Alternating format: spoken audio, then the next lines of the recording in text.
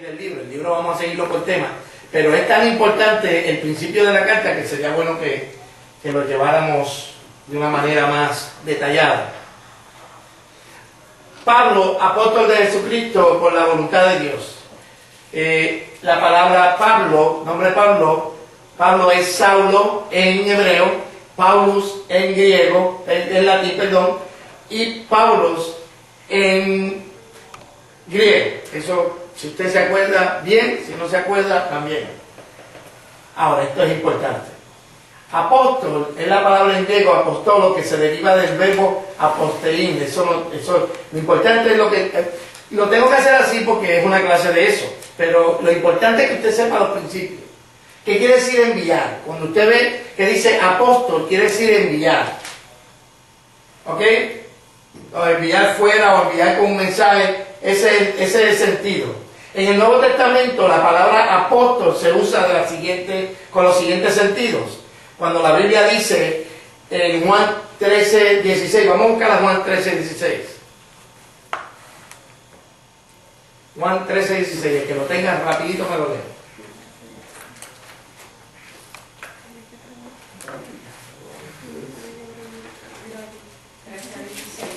De cierto, os digo, el siervo no es mayor que su Señor, y el enviado es mayor que el que lo envió. O sea, la palabra enviado, la palabra que se usó ahí, enviado, es la palabra apóstol.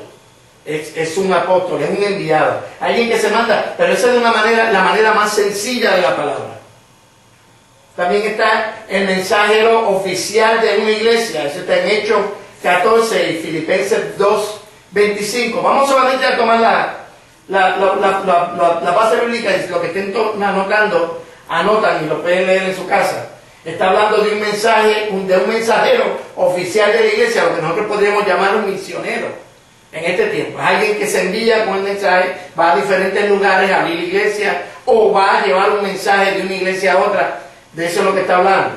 También se usa para los 12, está en Lucas, y la Biblia está llena de esa palabra en cuanto a los apóstoles. Estos son distintos. Ahí la palabra apóstol tiene una connotación aún más mayor, porque está hablando de una autoridad. Hay una autoridad apostólica cuando se está usando en cuanto a los enviados por Cristo, que son los apóstoles. Y se habla de Cristo, la palabra apóstol, hablando de Cristo mismo, que fue enviado del cielo para venir a salvarnos, que está en Hebreos 3:1. Claro. Pablo sigue diciendo apóstol de Jesucristo. Apocalipsis 21:14, es más, si está aquí, no lo busquen, míralo aquí, léalo ahí. No tienen que leerlo. Y el muro de la ciudad tenía 12 cimientos, y sobre ellos los 12 nombres de los 12 apóstoles del Cordero. Esto nos crea un problema, porque dice que los cimientos, estamos hablando en Apocalipsis, estamos hablando en tiempos finales, esto es lo que ya Dios destinó para el final. Y en el final dice que hay 12 cimientos, y los cimientos tienen los nombres de los 12 apóstoles de Jesucristo. Entonces, ¿cuántos apóstoles de Jesucristo hay? 12. 12. ¿Cómo es que hay tanto por aquí ahora? Vamos a estudiar un poquito más profundamente esto de los apóstoles. Hay otra gente que en el libro de Hechos se le llama apóstoles. Tenemos que tener claro que la palabra apóstol, en la manera en que la está usando Pablo aquí, está hablando de una oficina, está hablando de una autoridad. Es la autoridad de apóstol. Porque cualquiera, si yo escribo, yo envié a Irving a Poundey a buscarle pizza a todo el mundo aquí. Si yo lo estuviera escribiendo en griego, yo hubiese usado la palabra apóstol para decir que yo mandé a Irving allá, yo lo envié, porque eso es lo que significa la palabra en el sentido más estricto. Pero cuando se está hablando de los 12, hay una autoridad que va dentro de esa palabra. ¿Me siguen con esto? O sea, por ejemplo, hay otra gente que se le llamaba apóstol, pero no en la misma calidad que se le llamaba apóstol a los 12. Ahora bien, mira lo que dice la Biblia. Jesús llamó ¿a cuánto? 12. A 12. Y aquí los enumera. Dice, estos son los 12. ¿Vale? En Hechos, capítulo 1, versos 21 al 26, tenemos, mira lo que dice la Biblia. Esto fue cuando ya los discípulos, después de la resurrección, estaban todos juntos. Dice, tenemos aquí hombres que nos han acompañado todo el tiempo en que el Señor Jesús estuvo entre nosotros. Desde que fue bautizado por Juan el Bautista, no lo decía ahí, pero fue Juan el Bautista, y subió al cielo. Es necesario, pues, primero, vamos a ordenar esto. Pedro tiene la idea de escoger a alguien para que sea el que sea el sucesor de Judas. La pregunta es, ¿de dónde sale Pedro con eso? Entonces, el argumento que yo quiero presentarle a ustedes es un argumento en contra del apostolado de Matías y sí del apostolado de Pablo. O sea, cuando ellos escogieron a Matías, en mi opinión, y eso es lo que quiero demostrar con el argumento, esa no era la voluntad de Dios.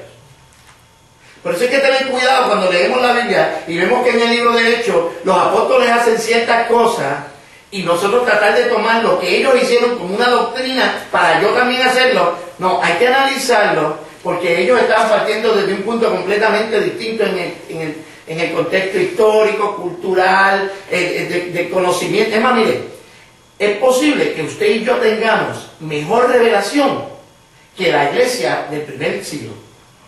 Porque en aquel tiempo solamente la revelación estaba en los 12. Eso era lo que tenía la revelación, los profetas y los apóstoles, que estaban creando la iglesia. Ahora nosotros, que ya el canon se cerró de la Biblia, entonces nosotros tenemos una revelación mayor, porque tenemos todo lo que se escribió. Hay gente que se murió sin nunca haber escrito. Por ejemplo, gente en Tesalónica que nunca leyeron la carta a los romanos. Sobre esa revelación nunca les llegó hasta ellos. Nosotros tenemos mejor revelación que la que tenían ellos. Cuando estudiamos el libro de Hechos, tenemos que tomar en consideración el trasfondo histórico, que es el trasfondo cultural. Ellos son judíos. Entonces, sigamos leyendo. Pedro dijo, porque es que no aparece en el texto, en la Biblia, que es que Dios le dijo, escojan a otro. Cuando vemos aquí, Jesús escogió sus 12. Cuando vemos aquí, los discípulos están escogiendo a otro. Dice, después de bautizado, es necesario. Él sentía la necesidad. No sé por qué era necesario. ¿Me sigue? Y otra cosa, usted no está pecando si usted decide juzgar de una manera crítica lo que dijeron los apóstoles. Es necesario, yo acá pensando, teniendo ya la revelación que tengo, digo, ¿por qué era necesario? ¿Por qué razón era necesario? La cuestión es que ellos sentían la necesidad, que pues uno de ellos sea agregado a nosotros para que junto con nosotros dé testimonio de que Jesús resucitó. Había 11 que estaban dando testimonio. Él sentía la necesidad que hubiese otro. Entonces pusieron ¿a cuántos? A 2. Jesús, cuando Jesús escoge los apóstoles, Jesús va directamente donde cada apóstol. Y le dijo a Mateo, sígueme. Le dijo a Pedro, te voy a hacer pescador de hombres. Le dijo a aquel otro, sígueme. Y los escogió a todos. Estos tuvieron que conseguir 2 candidatos. Ahí ya estamos viendo de que la decisión que están a punto de tomar, Dios no tiene plan A y plan B. Dios sabe a quién va a escoger. A José, llamado Bersabás, y llamado también Justo. Él se llamaba José, que también era llamado Bersabás, y también era llamado Justo. Ese tendría el problema. Él aprendió el nombre como al 6º grado. Y a Matías. Y orando así, Señor, tú conoces los corazones de todos. Muéstranos cuál de estos 2 has escogido. ¿Tú lo escogiste tú? ¿Cómo que muéstrame a quién escogiste? Señor, yo tengo 2 pasajes. Uno para España y otro para Alemania. ¿Es tu voluntad que yo me vaya? No pregunté si era mi voluntad que me vaya. Yo digo, ¿para cuál de los 2 me voy? Dice, ¿quién te dijo que te ibas? ¿Me entiendes? Entonces, dice, ¿cuál de estos 2 tú has escogido para que tome en su cargo el servicio del apóstol que Judas perdió por su pecado cuando se fue en lugar de los que le correspondía? ¿Y qué hicieron? Lo echaron a la suerte y esta favoreció a Matías quien desde aquel momento quedó agregado a los hombres. Ok, la historia nada más nos dice que hay algo que está mal. A mí me dijeron, por tratar de discutir este punto, que yo estaba dañando el testimonio a Matías. Pero es que Matías no tiene culpa. La culpa es de Pedro. Porque Pedro sintió la necesidad de escoger un apóstol nuevo, cuando la Biblia no dice que Dios ni siquiera le impulsó. Y se ve manifiesto cuando tienen que echarlo a la suerte. Tiraron una peseta, tu cara y tu cruz. Tiran para arriba, mira, tú eres de aquí en adelante. Así es. O sea, por eso hay que tener cuidado cuando leemos el libro de los Hechos y vemos las cosas que hicieron los apóstoles, que en ocasiones, si usted no lo estudia como debe estudiarlo en el contexto correcto, usted va a pensar que así es. Entonces así es que cogemos los pastores. Vienen dos pastores, tiramos una peseta, a ver, que salga. No. Ahora vamos a ver lo que sigue diciendo la Biblia. En Hechos 9, 4 y 5, alguien que lo lea, por favor, si pueden leerlo, que yo me canso. Saulo cayó al suelo y oyó una voz que le decía: Saulo, Saulo, ¿por qué me persigues? Saulo preguntó: ¿Quién eres, Señor? La voz le contestó: Yo soy Jesús, el mismo a quien estás persiguiendo. Ok, aquí Saulo de Tarso tiene un encuentro con Cristo, el Cristo resucitado. Tiene un encuentro con él. Si seguimos la historia, lo que hizo fue que Dios le dijo a Saulo: vete a la calle, vete a tal lugar y allí te van a decir lo que tienes que hacer. Dios a la vez llama a Ananías para que vaya donde Saulo y entonces le ponga las manos, ore por él para que se la vaya a seguir. Ahora seguimos en este verso. Eso fue lo que el Señor le dijo a Ananías. A ver, espera. Pero el Señor le dijo: ve, porque he escogido a ese hombre para que él hable de mí a la gente de otras naciones y a sus reyes y también a los israelitas. Ok, aquí estamos viendo que Cristo, después de resucitado, se le presenta personalmente, de la misma manera, porque los apóstoles tienen que ser llamados personalmente por Cristo. Por eso yo no puedo entender que hayan personas que ahora digan que son apóstoles, porque ningún apóstol de la Biblia no fue llamado por Cristo. O sea, el único que no fue llamado por Cristo fue Matías, y ya vemos en las condiciones en que fue escogido. Ok. Apóstol de Jesucristo. Pablo lo dice en Romanos 1.1, en Gálatas 1.1 y en Colosenses. Dice, siervo de Jesucristo llamado a ser apóstol. Pablo está diciéndonos, inspirado por el Espíritu Santo, yo fui llamado a ser apóstol. Apóstol no de parte de hombres, ni mediante hombre, no de parte de hombres, ni mediante hombre alguno. O sea, quizás esto es una puya que le está tirando a Matías. Sí, porque está diciendo, no de parte de hombres, ni mediante hombre alguno. ¿A quién más le aplica eso? ¿A los demás? ¿A Matías? Porque Pedro lo escogió Cristo, a Juan lo escogió Cristo, a Matías es el único que no escogió Cristo. Y él dice, si no, por medio de Jesucristo y de Dios, Padre, que nos resucite del muerto. Él está estableciendo una diferencia entre su persona, no, Cristo mismo bajó del cielo, papá, y me encontró en camino a Damasco. Colosenses 1 dice, Pablo, apóstol de Jesucristo, por la voluntad de Dios, junto con el hermano Timoteo. Timoteo era pastor, llegó a ser pastor. Pero lo que yo quiero resaltar aquí es la diferencia que él hace en jerarquía. Él dice, yo soy apóstol de Jesucristo. Él es hermano Timoteo. ¿Okay? No que eso sea algo importante en cuanto a lo que tiene que ver con la salvación, pero los apóstoles tenían una autoridad que sobrepasaba lo de cualquier hermano normal de la iglesia. ¿Estamos claros? O sea, mire cómo dice Pablo. Después se le apareció Santiago y luego a todos los apóstoles. Por último, se me apareció a mí, que soy como un niño nacido anormalmente. Pues yo soy el menos importante de los apóstoles y ni siquiera me dijo ya mi apóstol porque perseguía a la iglesia. Este es mi argumento. ¿Cuántos apóstoles de Jesucristo hay? ¿A cuántos apóstoles Cristo llamó? Dígame. 12. 12. ¿Cuántos? ¿A cuántos Cristo llamó? Apóstoles, que Cristo llamó. No, llamó a 13 y uno se falló. Ok, pues entonces solamente en la historia del universo, Cristo ha llamado a 13 personas a ser apóstoles. 13. Y uno se guindó. ¿Entienden? Ahora, las instancias en que aparece la palabra apóstol refiriéndose a Apolos y refiriéndose al Bernabé, ¿cómo que se llamaba aquel? Bernabé. Bernabé. Pablo Bernabé. A esa gente, a los que no son los 12 y Pablo, esos son en una categoría menor, es como si fueran misioneros. En el día de hoy nosotros le llamaríamos misioneros.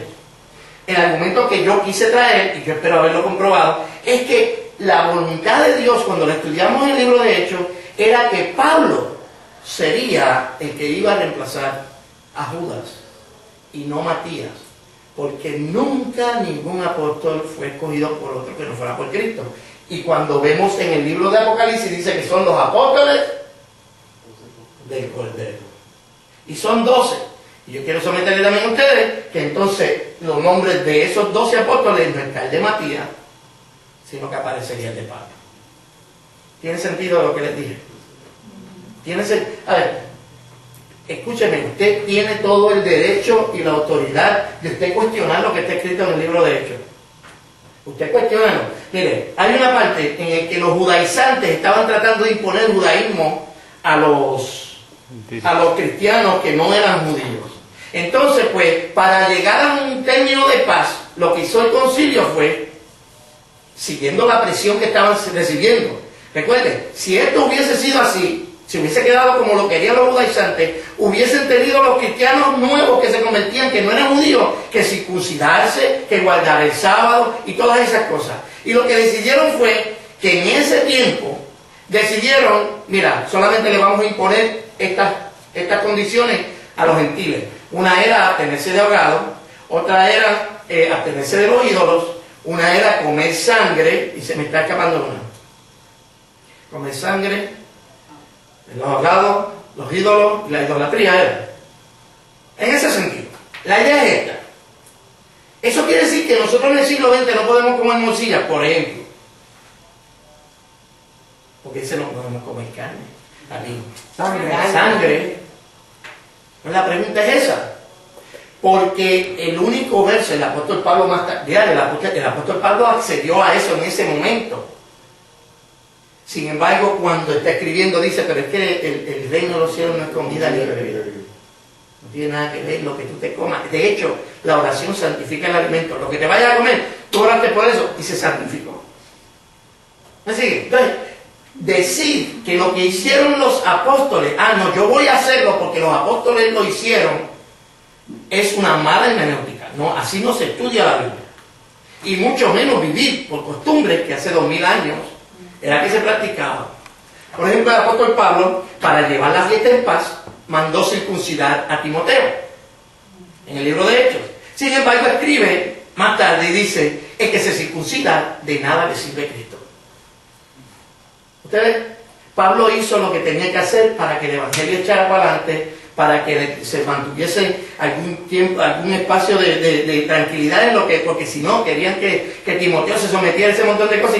Le exigieron a Timoteo, para poderlo recibir tiene que circuncidar. Ok, Timoteo circuncida.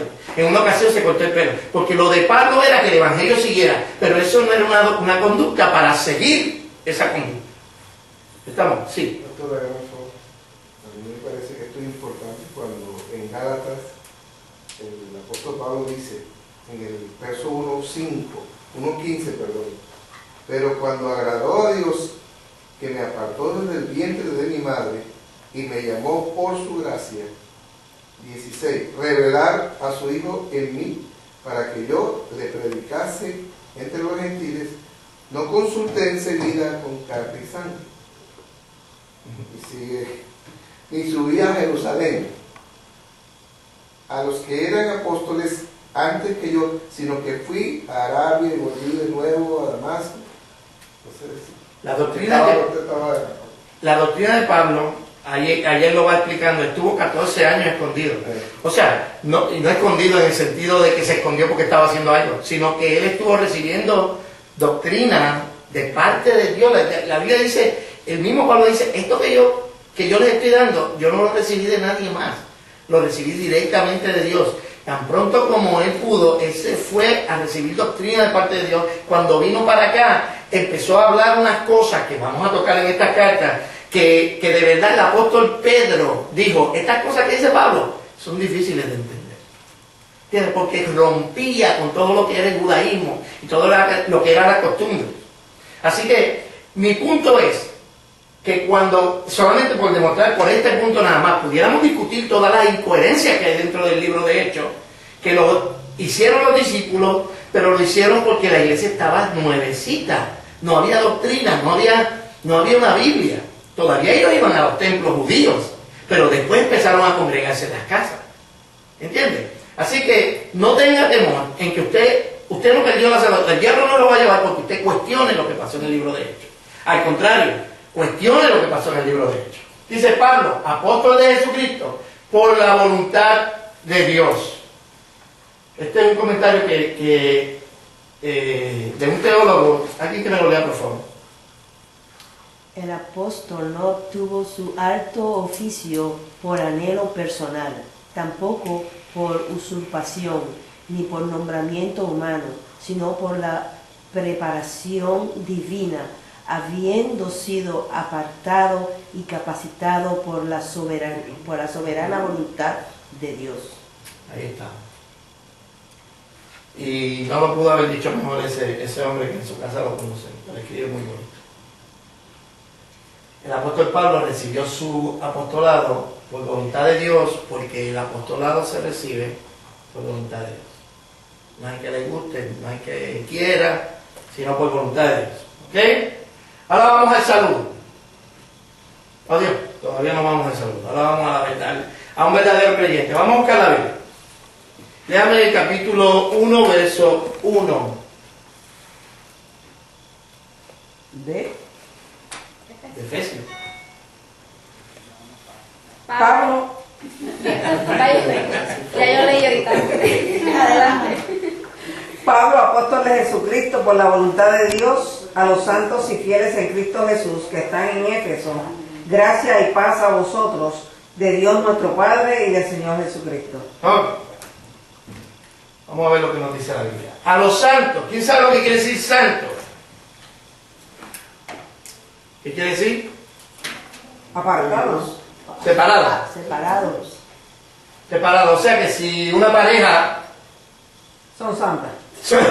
si una pareja decide, mira, negro, esto no funciona. Son santos, ¿no? Bueno, a lo mejor se separan por eso. Separados para Dios. Ok, no, espérate.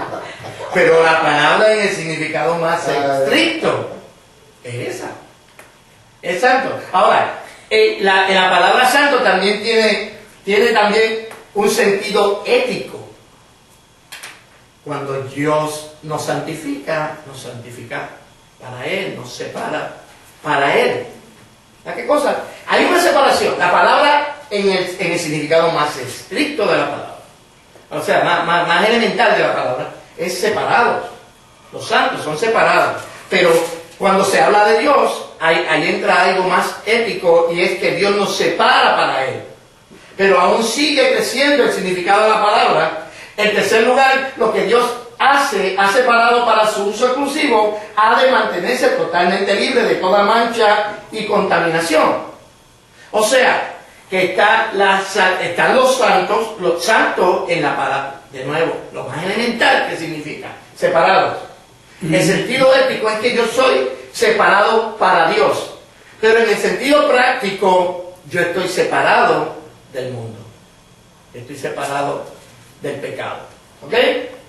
En el verso 4 de ese mismo capítulo 1 dice que fuimos predestinados para ser santos y sin mancha. Los santos obtienen su santidad interna y personal por su relación cercana con Dios, siendo conscientes de haber sido consagrados a Dios. Ellos tienen una tendencia invencible a profundidad y sostener su pureza espiritual. Y yo estoy de acuerdo, eso no lo dice la Biblia, por supuesto, es la opinión de un comentarista, pero esto es bien, si usted no tiene un hambre por la santidad, es que no es santo. En otra carta, creo que en Corintios, Pablo le dice a los corintios, a los santos llamados a la santidad. O sea, porque la santidad, en el sentido más, en lo más estricto, no tiene que ver nada. Tú le puedes llamar, este teléfono está santificado de esa computadora, está separado. Ahora, Dios me separó para Él y yo me tengo que separar del pecado. El término santo refiere a los que han sido limpiados por la sangre de Cristo y por la renovación del Espíritu Santo y que por ende han sido separados del mundo y consagrados a Dios. Y los fieles. Ok, te lo quiero enseñar esta gráfica. La palabra fieles es confiable, fiel, que se puede confiar. Pero miren, en el griego aparecen estas palabras que si usted las busca, ni voy a tratar de pronunciarlas. Que dice creer, tener fe, el sustantivo es fe, y en adjetivo es fe. Es creyente, uno que tiene fe. ¿Mira qué cosa? Aunque dice confiable, este es también otra. La cuestión con esa palabra griega es que tienen tantas raíces y una letra cambia el significado completo de lo que es. Pero la palabra que está usando Pablo ahí es pistos o pistos, que quiere decir creyente o uno que tiene fe.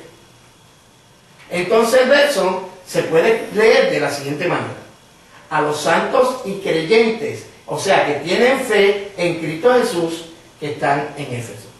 Tiene más sentido, ¿verdad? Porque gramaticalmente como que tiene más sentido.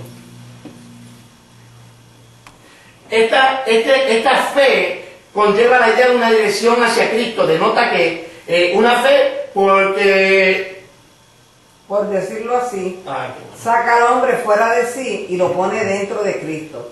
Es decir, el hombre deja de confiar en lo que él puede hacer para salvarse y mira hacia Cristo para poner su fe en él.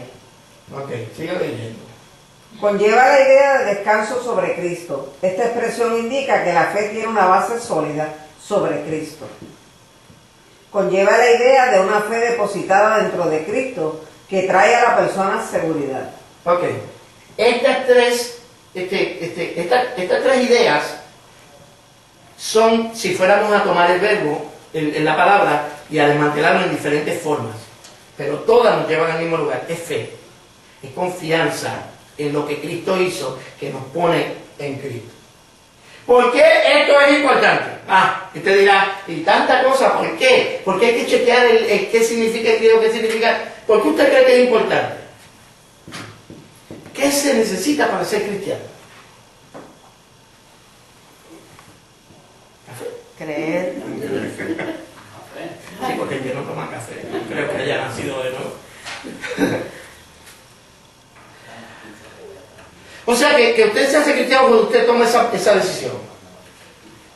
Usted escucha el predicador y usted toma la decisión de ir a Cristo y usted se convierte en cristiano. Tomo la decisión de creer, de depositar la fe en Cristo, ¿no?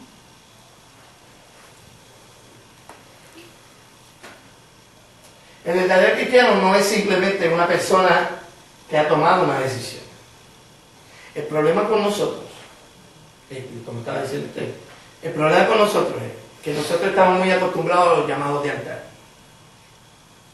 Habrá alguien en este lugar con la música suave y tratando de que las emociones de las personas estén. Habrá alguien en este lugar que te sientes como estábamos en este mensaje. Tú eres esa oveja perdida que se fue. Entonces la gente se compunge y toma una decisión. Y en ocasiones, como ya empeñaron su palabra, se mantienen en la iglesia, pero no creyeron, sino que ellos tomaron una decisión. Y nadie se salva por tomar una decisión. Nadie se salva por tomar una decisión. Nosotros debemos, el error que nosotros cometemos es que nosotros hacemos que ellos tomen la decisión y después le enseñamos doctrina. Cuando lo correcto es que ellos aprendan y después tomen la decisión. Por eso los mensajes siempre deben tener doctrina. Siempre. Vale, tú te salvas por lo que crees, no por la decisión que tomaste, porque al fin de cuentas, cuando tú lo analizas, lo vamos a ver un poquito más adelante, cuando tú analizas el llamado de Dios a tu vida, es bien poco lo que tú decides. Es bien poco lo que tú decides. Hay una escuela de pensamiento que dice que tú no decides para nada, que cuando tú te salvas porque Dios te salvó. Y Dios te salvó sin que tú quisieras. Simplemente tú estabas predestinado a ser salvo y Dios te salvó. Esa es una escuela de pensamiento y que es muy respetada. Ahora, no vamos a entrar en ese, todavía no vamos a entrar en ese tema, pero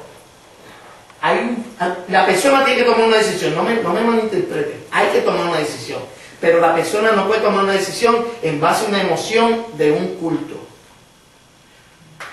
Cuando usted vea la campaña de Billy Graham, un tremendo evangelista, tremendo hombre de Dios, pero le dan a tal como soy de pecador.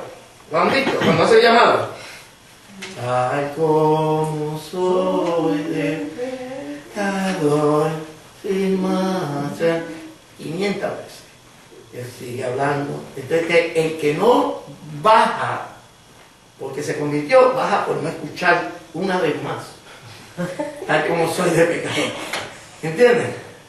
Porque la conversión debe ser algo en base a una convicción, no en base a una decisión tomada por una emoción.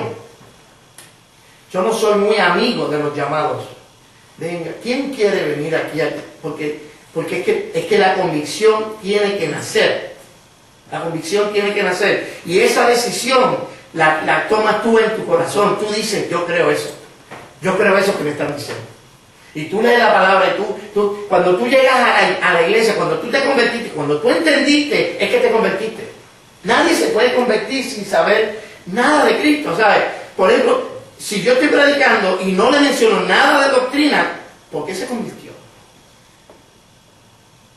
Porque yo estaba contando que papi una vez, cuando yo era chiquito, yo estaba llorando y él me echó el brazo y a mí se me quitó el llanto. Entonces, pues esa persona que está pasando por lo mismo, entonces hubo una relación conmigo, pero no fue en base a una convicción teológica, fue en base a la emoción que yo le hice sentir con mi historia. ¿Entiendes? Entonces así nadie se convierte y estamos engañados pensando, se ha convertido 20 personas, quizás no ha convertido ninguna, porque la convicción viene después de creer, perdóname, la convicción viene después de la fe tiene que venir primero y después la decisión. La decisión viene después de la convicción. Y cuando tú estés convencido de algo, yo no tengo que pedirte que por favor te bautices. Cuando yo diga, vamos a tener un bautismo, tú levantas la mano. Porque el que se ha convertido hace eso. ¿Ok? Así que los fieles, cuando habla de fieles, estamos hablando de gente que creen en Jesucristo. Para ser un verdadero creyente, tú tienes que tener unas convicciones concretas en la palabra de Dios. Y están en Cristo. Un verdadero cristiano es una persona que está en Cristo. La Biblia dice, aquí está hablando ¿tú sabías que esto era un pámpano? Esto era un pámpano. ¿Esto era un pámpano? ¿No lo sabías? Todos somos pámpanos. Somos pámpanos. Y mientras estemos en Cristo, en la vida, vamos a estar bien. La Biblia dice, para los que están en Cristo son nuevas criaturas. Ajá. Y ahora, explícame un pámpano es en la vid, está el tronco, está la ramita y está donde nace la uva. Esa rama que tira para la uva, esos son los pámpanos. Bueno, nosotros decimos, somos así, bien sofisticados y nosotros decimos una rama. Pero la rama tiene que estar pegada al árbol si quiere dar fruto, si no, no puede dar fruto. Entonces Cristo nos dice, separados de mí, nada pueden hacer. Entonces, el verdadero creyente sabe que si no está en Cristo, está perdido. Porque solamente los que están en Cristo, son nuevas criaturas. Las cosas viejas pasaron y todas son hechas nuevas.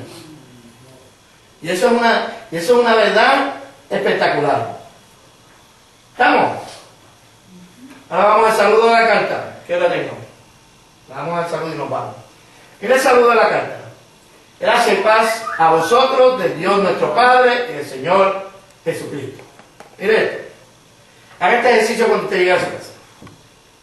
Busque todas las cartas de Pablo. Es más, aventúrese a buscar todas las cartas, desde Romanos hasta Judas. Y mire a ver, en qué saludación o en qué despedida el apóstol que está escribiendo dice, Dios le bendiga. ¿Era?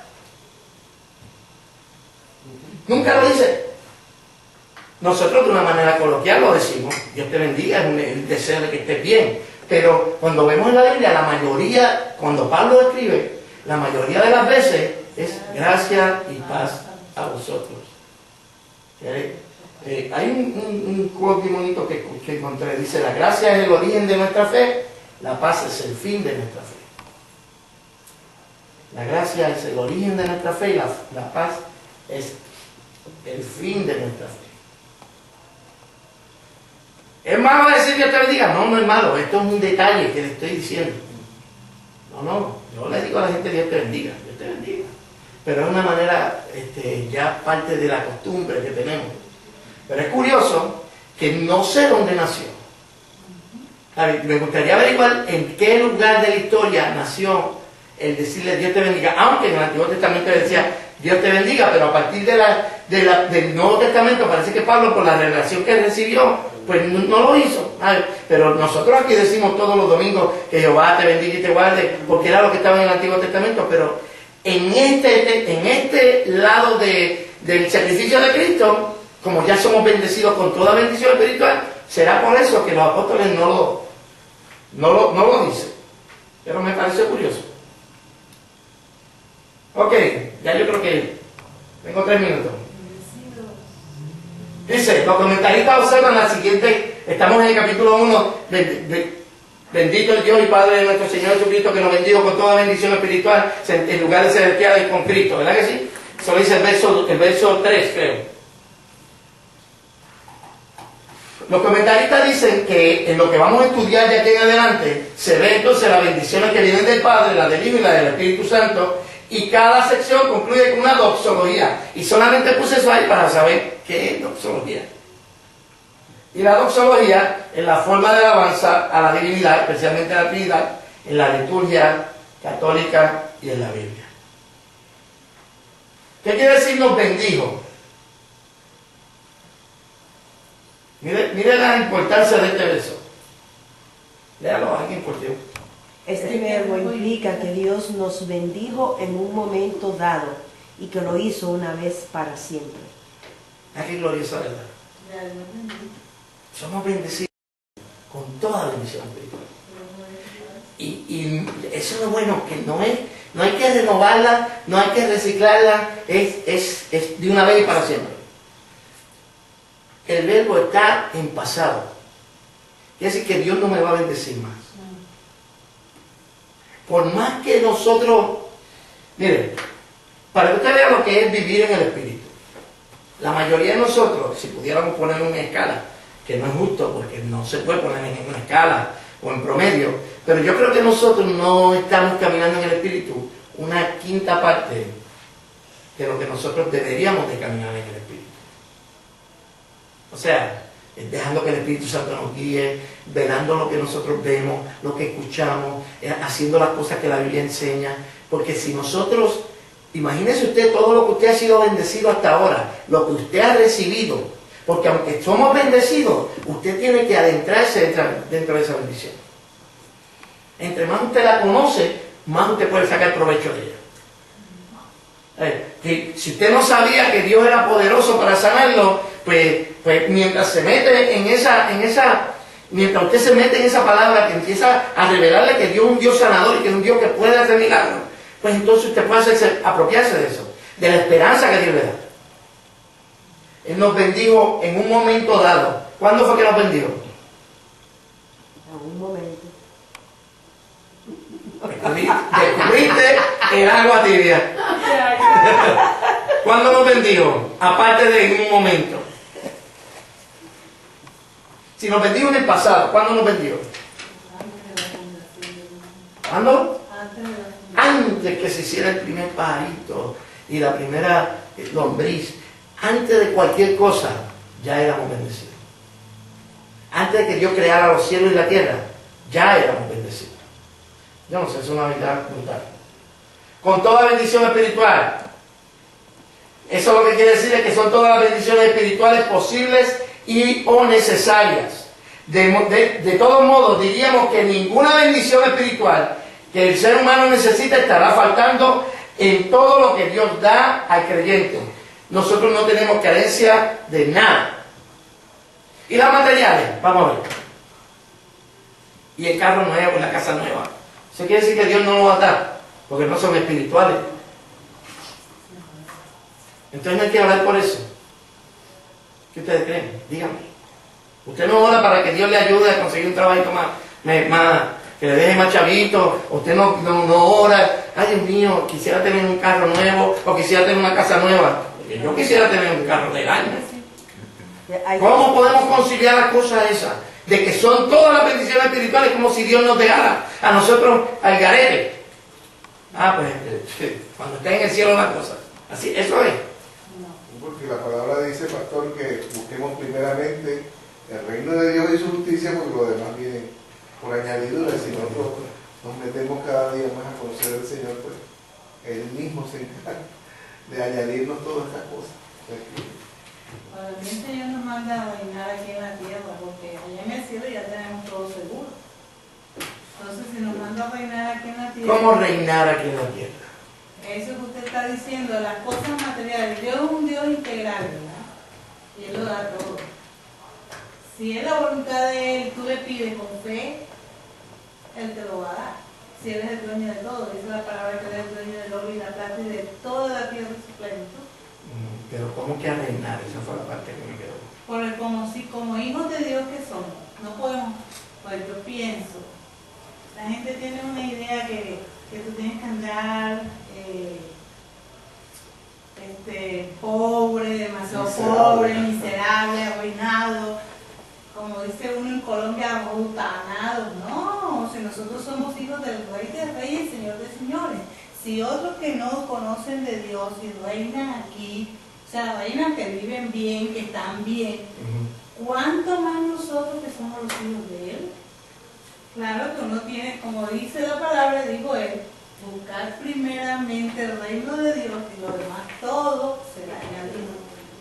Yo quiero someterle a ustedes, en esa misma línea de pensamiento, que todas las cosas que Dios da, aunque sean materiales, son espirituales. Si se desprenden del mundo espiritual. La Biblia dice que las cosas que no se ven, se desprenden de las que no se ven. O sea, al final de cuentas, si usted está orando por algo, si usted necesita algo, usted tiene una necesidad, puede ser que Dios te dé la sabiduría para abrir un negocio, que es una bendición espiritual, pero te abre las puertas a las cosas materiales. Ahí es donde está el problema cuando la gente busca las cosas materiales sin buscar las espirituales. Yo he sido bendecido con toda la sabiduría de Dios, toda la que yo necesito para echar para adelante. Yo he sido bendecido con todos los recursos de Dios, todo lo que necesito para que mi propósito se cumpla. Yo he sido bendecido con fe. Yo he sido bendecido con... Déjame darle rapidito aquí, no, papá. Mire todo lo que Dios nos ha dado y eso fue más o menos ahí. O sea, yo tengo salvación. Mira qué bendición. Yo tengo perdón de pecado. Yo tengo redención. O sea, Cristo pagó por mi pecado y fui redimido. O sea, que la redención implica libertad. Porque quiere decir que ya tú no eres esclavo, ya no eres rehén. Hemos sido justificados. Ya Dios me ve como justo. Entienda esto. No es que tú eres justo. Tú eres tan merecedor del infierno hoy como cuando estaba en el punto de droga. Métete esto en la mente. Porque si no, nos vamos a creer que llegamos a un estatus. No, es todo por gracia. Yo soy justificado por fe. Tan merecedor del infierno soy hoy como lo fui hace 20 años cuando estaba en el mundo perdido.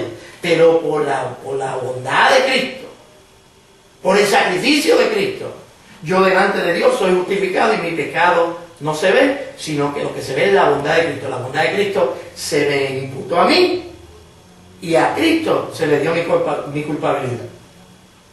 Dios mora con nosotros y en nosotros. Tenemos membresía a la iglesia. Hay gente que no toma mucho eso en cuenta, pero ser miembro de una iglesia es bien importante. Ser miembro del cuerpo de Cristo, no de esta iglesia per se, sino del cuerpo de Cristo, es bien importante. Algún día estudiaremos lo que es la unión entre la iglesia y Cristo, que es una cosa espectacular cuando usted lo piensa de una manera en los términos teológicos. Todo lo que se necesita para establecernos y hacernos fructíferos, yo lo tengo. Todo lo necesario para darnos paz y gozo, el privilegio de orar, la comunión con hermanos en Cristo, todo eso son bendiciones espirituales.